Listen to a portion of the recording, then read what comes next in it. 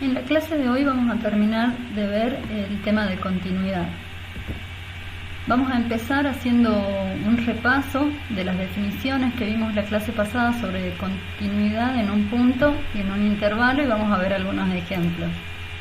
Y para terminar con el tema, con lo que sería la guía 4, vamos a ver el teorema del valor intermedio y el teorema de Weierstrass. Empecemos entonces repasando lo que es continuidad en un punto.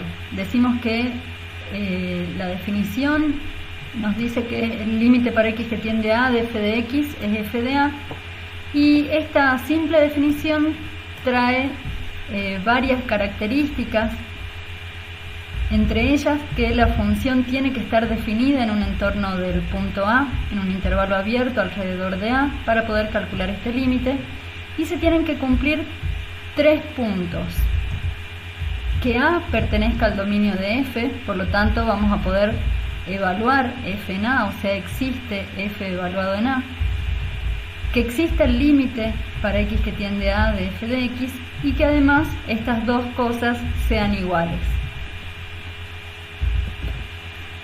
Si alguno de estos 3 ítems no se cumple, decimos que la función tiene una discontinuidad en A, y podemos clasificar los tipos de discontinuidad.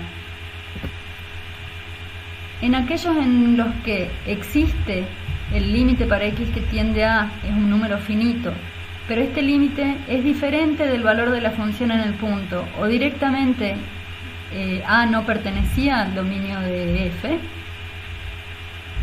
estos casos se llaman discontinuidad evitable. En aquellos casos en los que directamente no existe el límite de la función cuando x tiende a, y la razón por la que no existe es que los límites laterales son diferentes, ¿sí? Son finitos pero diferentes por derecha o por izquierda de a, se llama discontinuidad de salto. Y un tercer caso en el que tampoco existe el límite de la función, pero la razón por la que no existe es que alguno de los límites laterales, ya sea por derecha o por izquierda, me da más o menos infinito. Esa discontinuidad se llama esencial. Lo otro que vimos la clase pasada fue continuidad en un intervalo y algunas propiedades de las funciones continuas. La definición que vimos de función continua en un intervalo abierto nos dice que una función será continua si es continua en cada uno de los puntos en este intervalo abierto. Decimos que la función es continua en el cerrado si, en primer lugar, es continua en todo el intervalo abierto, y además es continua por derecha en el extremo inferior del intervalo y es continua por izquierda en el extremo superior del intervalo. Acá usamos continuidad lateral, ¿sí? Que tenemos que ver los límites por derecha y por izquierda en los extremos del intervalo. Hemos enunciado una serie de propiedades que cumplen las funciones continuas. Si tenemos dos funciones continuas en el punto A, f y g continuas en ese punto, entonces también van a ser continuas las siguientes funciones: la suma de funciones continuas es continua, el producto de dos continuas es continua, una constante por una función continua también es una función continua, el cociente de continuas es continua, y la composición de dos funciones continuas también es continua siempre que la de afuera sea continua en lo que esté evaluado g de a. Con estas propiedades podemos encontrar algunas características de las funciones más usuales con las que nosotros vamos a trabajar, y podemos decir que los polinomios son funciones continuas en todos los reales. Esto sale de aplicar estas propiedades, ¿sí? De las 3 primeras, suma, producto y constante con una función, podemos llegar a concluir que los polinomios son funciones continuas en todos los reales. Toda función racional, o sea, un cociente de dos polinomios, es continua en cualquier punto de su dominio, ¿sí? Esto va a salir de aplicar lo mismo que hicimos recién, pero además sumamos la propiedad del cociente de funciones siempre que el denominador no sea nulo. La radicación es una función continua en todos los puntos de su dominio, en los puntos en los que está bien definida, y esta sale de lo que es la composición de funciones. Y además agregamos, y hemos probado algunas de estas para estas propiedades, que las funciones trigonométricas, el seno y el coseno, son funciones continuas en todos los reales. Veamos una aplicación de lo que son estas definiciones de continuidad. Vamos a ver esta función definida por partes, en donde tenemos una función racional si los x son mayores o iguales que 0, y tenemos una raíz cuadrada de un polinomio 2 menos x si los x son negativos. Y tenemos dos preguntas. Estas dos preguntas son independientes y son dos ejercicios diferentes con esta misma función, no se van a cumplir al mismo tiempo. La primera pregunta es: ¿para qué valor de k la función va a ser continua en x0? Fíjense que acá, en la primera parte de la definición, esta función racional es x al cubo menos k sobre x menos 1. Entonces, ¿cuánto tiene que valer este número k para que la función sea continua en x0? Y la otra pregunta es: ¿cuánto tiene que ser ese valor para que esta función tenga una discontinuidad evitable? Y nos preguntan además en qué valor de x se va a presentar esa discontinuidad. Bueno, vamos a resolver entonces la primera de estas preguntas: ¿cuál es el valor de k para que la función sea continua? Si quieren pueden pausar el video, pensarlo un ratito y después vuelven a corroborar si lo que hicieron es correcto. Entonces, queremos ver continuidad en un punto, por lo tanto vamos a recurrir a las tres características que tienen que cumplir una función continua en un punto.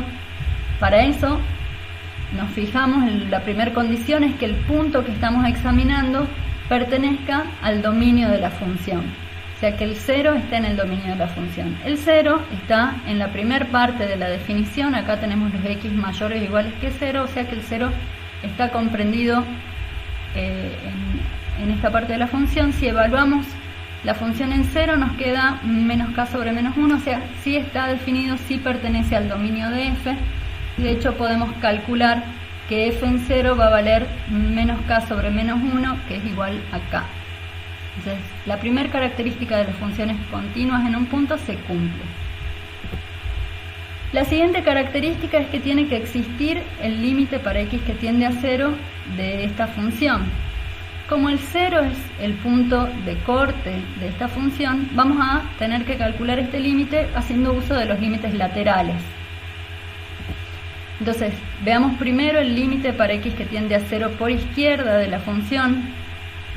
Que tienda por la izquierda quiere decir que son valores más chicos que el 0. Por lo tanto, estamos en el segundo tramo de la definición. Para los x menores que 0, la función es la raíz de 2 menos x. Esta función es una función continua. Para x igual a 0, esto va a tender a raíz de 2. ¿Sí? Podemos calcular el límite por izquierda, me da raíz de 2. Si vemos ahora el límite por derecha, cuando x tiende a 0 por derecha de la función, estamos en el primer tramo de la definición, o sea que la función que tenemos que evaluar es x al cubo menos k sobre x menos 1, son valores un poquito más grandes, decimos. Y cuando evaluamos en 0 esta función, que es una función racional, que en 0 no tiene problemas en el denominador, podemos aplicar la propiedad del cociente de funciones continuas, entonces directamente evaluamos. Entonces el numerador me queda menos k y el denominador me queda menos 1, o sea que el límite para x que tiende a 0 por derecha me está quedando igual a k. Bueno, para que una función sea continua en ese punto, dijimos que tiene que existir este límite. Y eso quiere decir que el límite tiene que ser igual a los límites laterales, que entre ellos tienen que ser iguales. Entonces, con estos dos valores que hemos encontrado, vamos a forzar para que este límite exista, vamos a hacer que los laterales sean iguales. Es decir que me queda que raíz de 2 tiene que ser igual a k. Y de esta manera encuentro el valor de k para hacer que el límite de la función exista. Tiene que ser raíz de 2. Bueno, y chequeamos el último de los ítems de las funciones continuas. Tenemos que el valor de la función en 0 habíamos encontrado acá en el primer lugar, que era igual a k, que acabamos de descubrir que tiene que valer raíz de 2. Y en el segundo ítem tenemos que el límite para x que tiende a 0 es raíz de 2, o sea que estas dos cosas son iguales, por lo tanto esta función es continua siempre que tomemos que el valor de la constante k es igual a raíz de 2, es continua en x0. Entonces, esta era la primera de los ejercicios trabajando sobre esta función. Veamos el segundo de los puntos, para qué valor de k la función va a tener una discontinuidad evitable, y veamos en qué punto se puede presentar esa discontinuidad. Entonces, acá cuando hablamos de discontinuidades, tenemos que ver la función más como un todo, ¿sí? Necesito saber en qué puntos es continua primero, y en aquellos que no lo sea, clasificar qué tipo de discontinuidad tiene. Entonces, vamos a empezar viendo cuál es el dominio de la función. Si bien está definida en un tramo para los x mayores o iguales que 0 y en el otro para los x menores que 0, y en principio la definición parecería abarcar a todos los reales, tenemos que analizar cada porción de la definición de la función para ver si está bien definida en cada uno de los puntos de este tramo.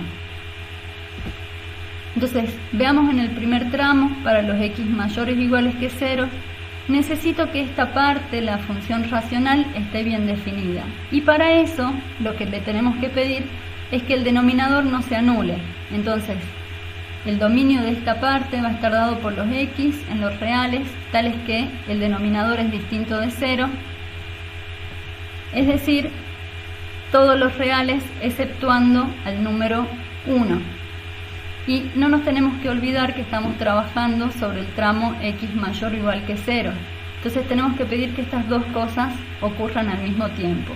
Entonces estamos buscando la intersección entre estos dos conjuntos. Los x mayores o iguales que 0 intersecados con todos los reales menos el 1. Bueno, la solución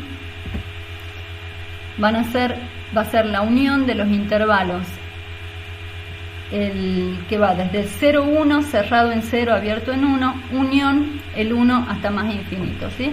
Digamos, desde 0 hasta más infinito sacándole el 1, le hacemos un agujerito en el 1. En el segundo tramo de la definición tenemos esta raíz cuadrada, y para que la raíz esté bien definida necesitamos que el argumento sea mayor o igual que 0. Entonces, para que eso ocurra, que 2 menos x es mayor o igual que 0, si acá sumo x de ambos lados, estoy diciendo que son los x menores o iguales que 2. Y de nuevo, no nos olvidemos que estamos trabajando sobre el tramo x menor que 0, entonces se tienen que cumplir las dos cosas a la vez. ¿Cuáles son los valores de x que cumplen que son menores que 0 al mismo tiempo de que son menores o iguales que 2? Bueno, la solución es el intervalo abierto de menos infinito a 0. Ahora, el dominio de la f es la unión de estos dos resultados que acabamos de encontrar. Entonces, fíjense que si acá unimos estos tres intervalos, la respuesta es que son todos los reales exceptuando al punto 1, ¿sí? De acá vamos de menos infinito a 0, acá lo incluimos al 0 y acá sacamos el 1. Entonces todos los reales salvo el 1, ese es el dominio de mi función. Veamos entonces ahora la continuidad en cada uno de estos intervalos que hemos visto. Para los x que están entre menos infinito y 0, ¿sí? es que lo sacamos de acá, este intervalo, la función es la raíz cuadrada de 2 menos x. Esta raíz está bien definida en todo este intervalo, por lo tanto es una función continua en ese intervalo, ¿sí? Por las propiedades que hemos visto. Para los x en el intervalo abierto de 0 a 1, esta función, que es tomamos el primer tramo de la definición, es el cociente de dos polinomios, que ambos son funciones continuas. El denominador no se anula en este tramo, por lo tanto cociente de funciones continuas con denominador distinto de 0 me da que es una función continua en ese intervalo. Y por último, en el intervalo que va desde 1 hasta más infinito, de nuevo estamos en el primer tramo de la definición, tenemos la misma descripción que recién, ¿sí? Cociente de polinomios continuos me da que la función es continua también en este intervalo. Entonces, en todos los intervalos abiertos que tenemos acá, vemos que la función es continua. Ahora nos tenemos que preguntar qué pasa en los puntos que no pertenecen al dominio y en aquellos que son corte de los tramos de la definición. O sea, ¿qué pasa en x igual a 1 y en x igual a 0? ¿Sí? Que son los cortes estos que hemos ido poniendo en los intervalos. Bueno, entonces vamos a ver continuidad en un punto, por lo tanto vamos a tener que volver a la definición de continuidad en un punto. ¿Sí? La escribimos de nuevo acá, tenemos que ver que se cumplan las tres características al mismo tiempo para que la función sea continua. Si no se cumpliera alguna de ellas, va a ser discontinua y ahí podemos clasificar el tipo de discontinuidad. Entonces, empecemos a ver.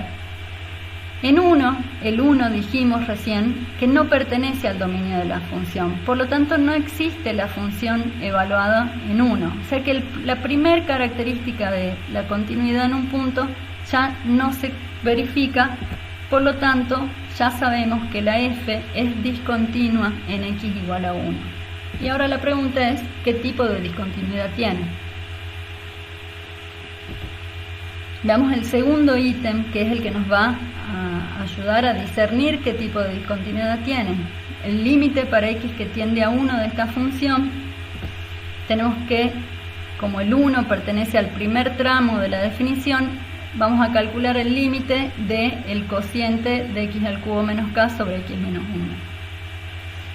Acá fíjense que cuando x tiende a 1, el denominador está tendiendo a 0. Entonces, en principio, uno podría pensar, bueno, este límite me está por dar más infinito o menos infinito, dependiendo de si yo me acerco por izquierda o por derecha al 1. ¿Sí? Esa podría ser una opción.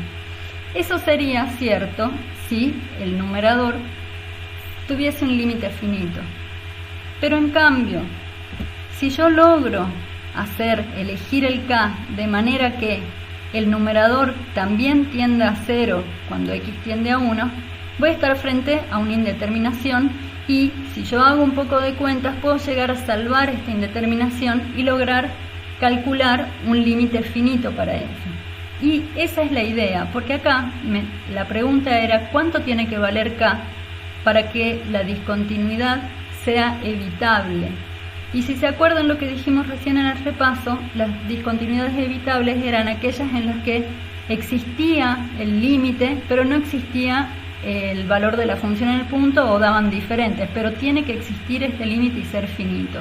Bueno, eso es entonces lo que vamos a tratar de hacer acá.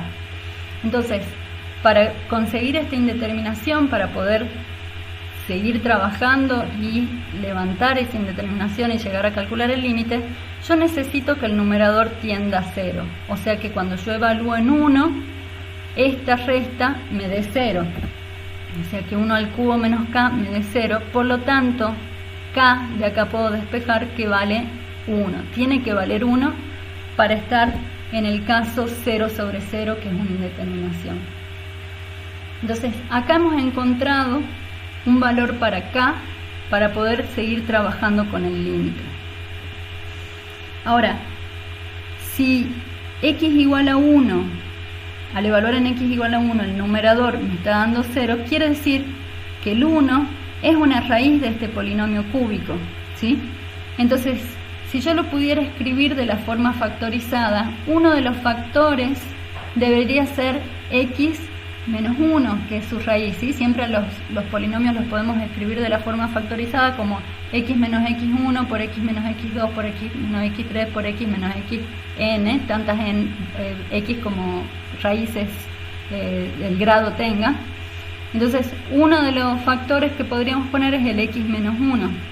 Entonces, yo quiero escribir el polinomio que está en el numerador como x menos 1 multiplicado por otros factores, ¿sí? Por un polinomio en principio que debería ser un polinomio de grado 2. ¿Cómo calculo este polinomio de grado 2? Bueno, ustedes tienen algunas herramientas para hacerlo. Si por ahí los que tienen buena memoria y se acuerdan algunos casos de factoreo, esto estaba justamente en uno de los casos de factoreo, pensar un x cubo menos 1 al cubo, uno puede llegar a calcular este polinomio. Yo no me acuerdo de los casos de factoreo, entonces lo que yo voy a hacer es hacer la división de polinomios, ¿sí? Fíjense que si yo divido x al cubo menos 1 dividido x menos 1, lo paso para allá, voy a encontrar el cociente que es p. Entonces, yo voy a hacer la división de polinomios, ¿sí? La dejo escrita acá, si quieren después vuelven y revisan la cuenta. Pero bueno, al hacer esta división, acá esto se ve un poquito raro, pero es simplemente el signo de división. Al hacer la división encuentro que el cociente es x al cuadrado más x más 1. Esto quiere decir, y el resto es 0, ¿sí? Porque es una raíz, así que me tenía que dar 0. Quiere decir que si yo multiplico el cociente por el divisor, encuentro otra vez el polinomio original. Y eso es lo que voy a escribir acá. Reemplazo el numerador por x menos 1 por x al cuadrado más x más 1 y al denominador no lo toco. Pero fíjense que acá ahora este factor es igual que el que tengo en el denominador y los puedo simplificar. Por lo tanto, el límite que yo estoy tratando de calcular es igual al límite para x que tiende a 1 del polinomio x cuadrado más x más 1. Como esta es una función continua, simplemente me queda evaluar en 1 y me da que el resultado de este límite es 3. Entonces, retomando, tomando el valor k igual a 1, yo logro hacer que este límite exista y sea finito. Por lo tanto, estoy frente a una discontinuidad del tipo evitable en x igual a 1. Que eso era lo que me preguntaba el ejercicio.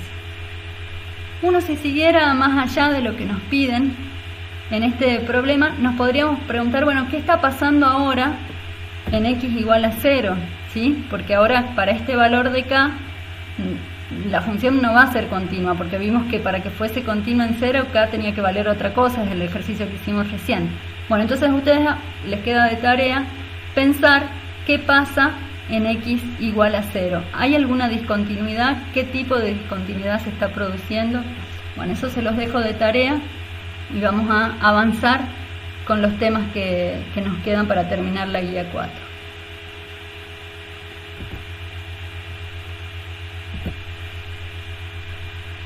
Vamos a ver el enunciado del teorema del valor intermedio.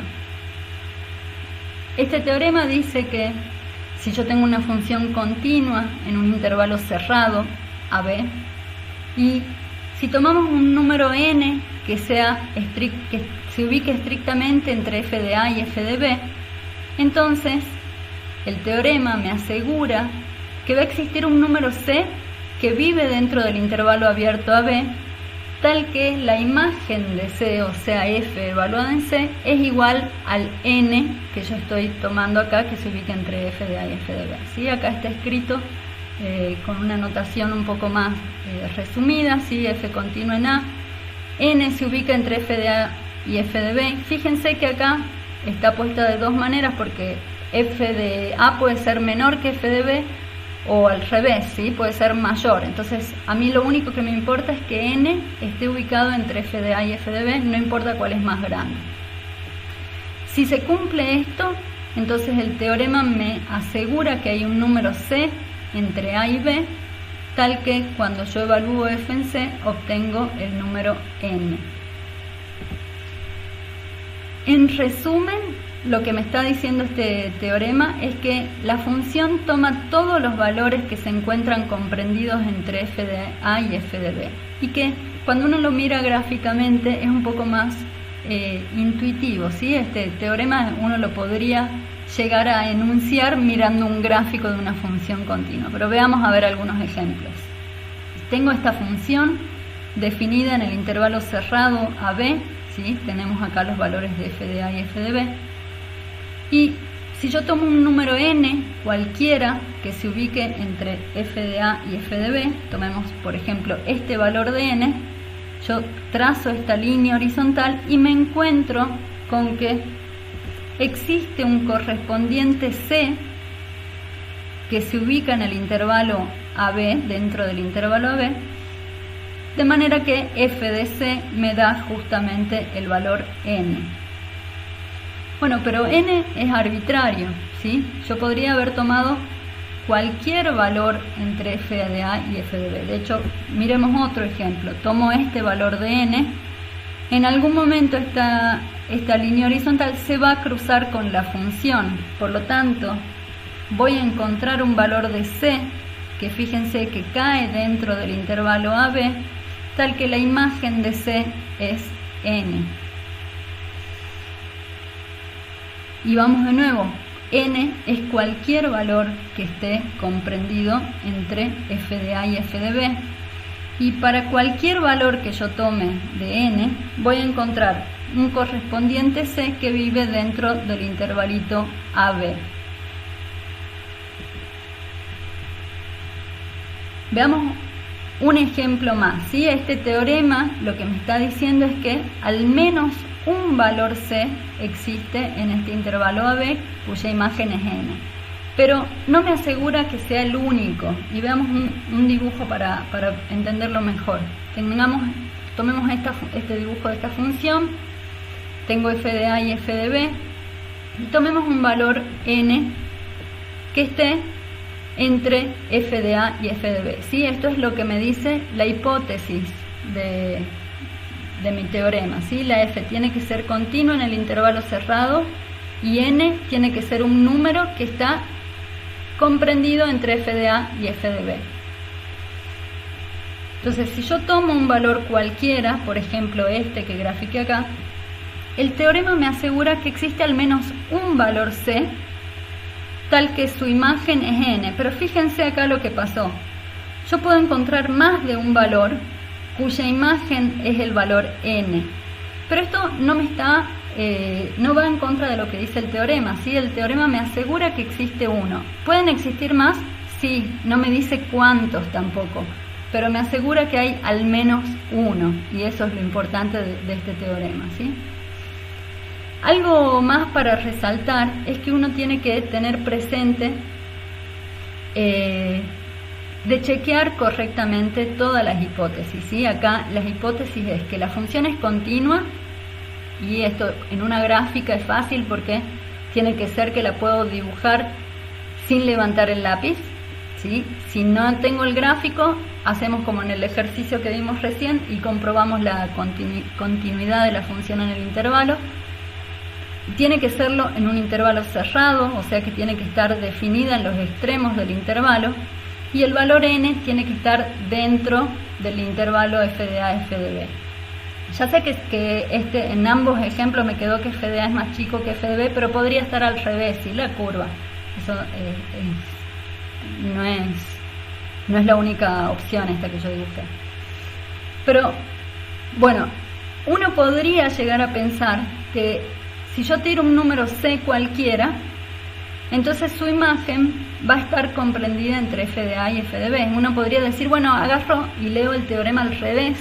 Acá, si voy de atrás para adelante, si yo tomo un c entre a y b, entonces n, la imagen de f de c, va a quedar comprendida entre f de a y f de b. Y eso no es cierto, ¿sí? Los teoremas, sobre todo cuando tengo un entonces, no en los casos que tengo un sí, solo sí, se leen en una dirección. Ustedes han visto en lógica que con las proposiciones P entonces Q no era lo mismo que Q entonces P. Y veamos un ejemplo para ver que no está bien agarrar el teorema desde atrás para adelante. Pensemos en este valor C, que cumple, que está ubicado dentro del intervalo abierto AB, ¿sí? ¿Lo ven acá? Pero, ¿cuál es la imagen de C? O sea, ¿cuánto es f de C? Es un valor que está fuera del intervalo f de a, f de b. ¿Esto va en contra de algo de lo que dice el teorema? No, porque yo empecé al revés, ¿sí? Tomé un C y quise ver a dónde caía n. Eso no es lo que dice el teorema. El teorema me dice, si yo tomo un n, voy a encontrar un C en el intervalo AB tal que f de C es n. ¿Bien? Solo es para que vean cuando nos enfrentamos con un teorema, cómo es lo que lo tenemos que leer, ¿sí? Tenemos que tener en cuenta si es un entonces, si es un solo sí, hacia dónde tenemos que ver la proposición. Veamos algunas aplicaciones de este teorema. Tenemos que demostrar que la ecuación x a la quinta más 3x al cubo menos 1 es igual a 0. Tenemos que demostrar que esta ecuación tiene al menos una solución en el intervalo abierto menos 1, 1.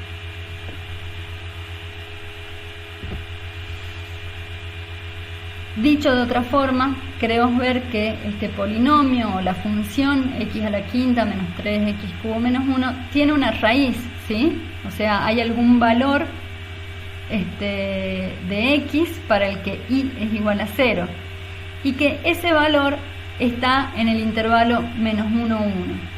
¿Sí? Entonces, tiene una raíz que cae en el intervalo menos 1, 1. ¿Cómo vamos a hacer para demostrar que existe al menos una raíz en ese intervalo? Tomemos el intervalo cerrado menos 1, 1. ¿Por qué? Porque yo estoy por usar el teorema del valor intermedio. El teorema me habla de intervalos cerrados, ¿sí?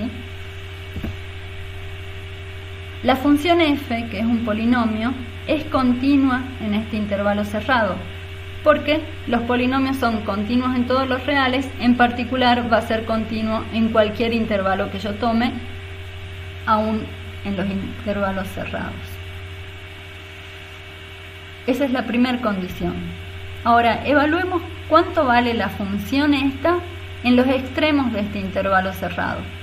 Entonces, evaluamos f en menos 1, ¿sí? Tomo menos 1 a la quinta, más 3 por menos 1 al cubo menos 1. Esto me da menos 5. En el otro extremo, en 1, f de 1 me da 3. Entonces, vamos al teorema.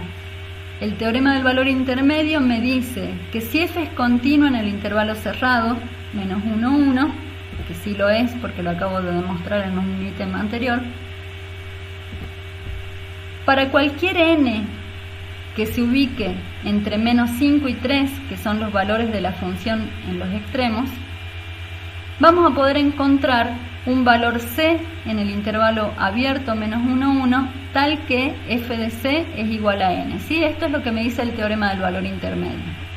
Bueno, en particular, nosotros podemos elegir que n sea 0, porque el 0 se ubica entre f de menos 1 y f de 0. ¿Sí? Si tenemos este n igual a 0, que se ubica entre los valores de la función en los extremos. Entonces, con eso, el teorema del valor intermedio ya nos asegura que existe un número c en el intervalo abierto tal que f de c es 0.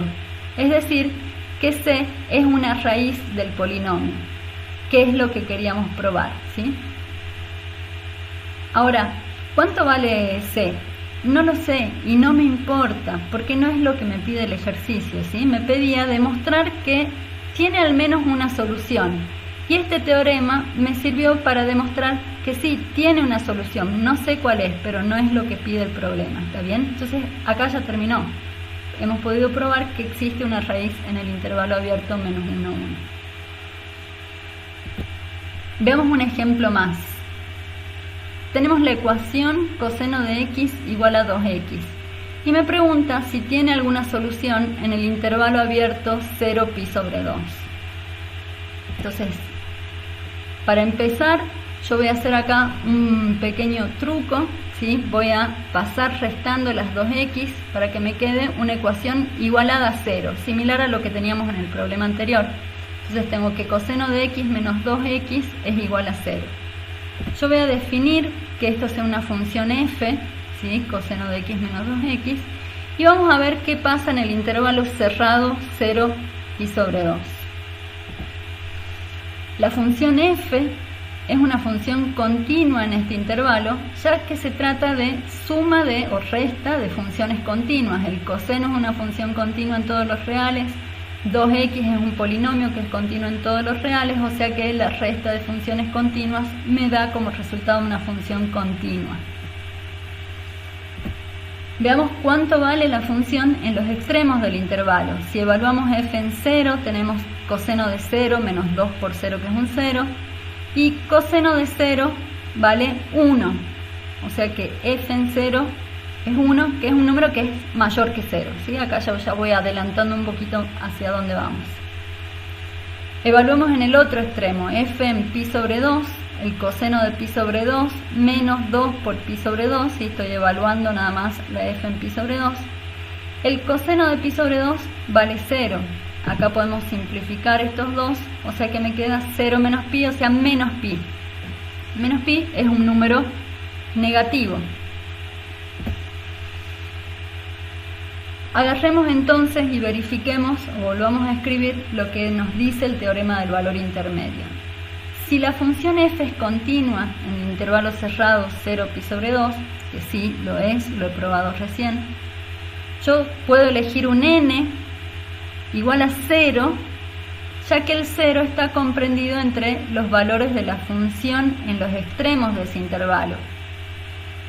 Entonces, con este teorema puedo asegurar que existe un número c en el intervalo abierto tal que f de c vale 0. ¿Sí? Este es lo que me dice el teorema.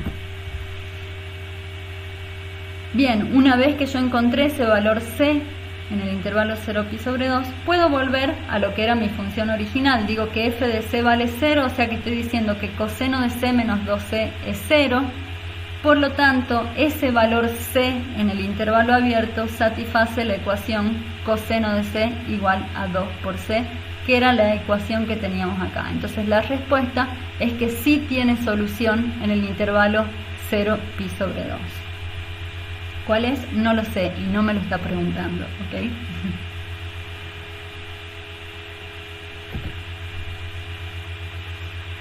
Veamos un segundo teorema de funciones continuas.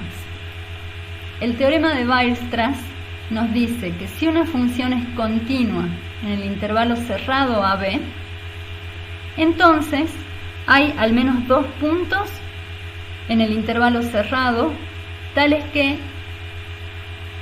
la función evaluada en esos puntos es la más chica y la más grande para cualquier x en el intervalo AB. ¿Sí? Que f de x1 es menor o igual que f de x es menor o igual que f de x2. ¿Sí? Entonces estamos diciendo que la función alcanza un valor máximo y un valor mínimo en el intervalo cerrado. Fíjense que la única hipótesis que está pidiendo acá este teorema es que la función sea continua en el intervalo cerrado AB. Nada más, ¿sí? El teorema del valor intermedio me pedía una cosita más, que era el n que yo elijo, que esté en medio de la f de a, f de b. Acá no, acá solo me está pidiendo continuidad en el intervalo cerrado. Con solo eso, este teorema nos asegura que en el intervalo cerrado la función alcanza un máximo y un mínimo. Veamos algunos gráficos de lo que estamos diciendo. Tomemos otra vez este gráfico de esta función. Esta es una función creciente. Tenemos f de a y f de b. Y en este intervalo cerrado AB, la función alcanza el valor más chico, justo coincide con f de a, ¿sí? Y el valor más grande que puede tomar f en este intervalo es f de b, ¿sí? Acá coincide que el máximo y el mínimo se ubican en los extremos del intervalo. Entonces, el teorema me asegura que si la función es continua en el cerrado, existen estos puntos, existe el máximo y existe el mínimo. Veamos el otro dibujo. Acá tenemos esta función continua en el cerrado AB. Y fíjense que el valor más chiquito que puede tomar la función se ubica acá en este punto, en esta pancita. Ese es el valor mínimo de esta función. Y el valor máximo lo alcanza justo en el extremo B del intervalo, ¿sí?